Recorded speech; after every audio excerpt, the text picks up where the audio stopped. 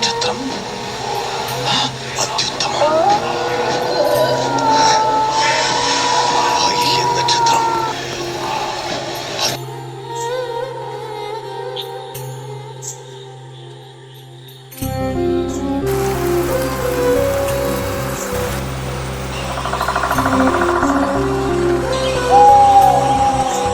അല്ലിയെ കൊല്ലാൻ ശ്രമിക്കുന്ന, ഗംഗയുടെ സാരിക്ക് തീ പിടിപ്പിക്കുന്ന മാടമ്പിള്ളിയിലെ മാനസിക രോഗി നീ വിചാരിക്കുന്ന പോലെ ശ്രീദേവിയല്ല.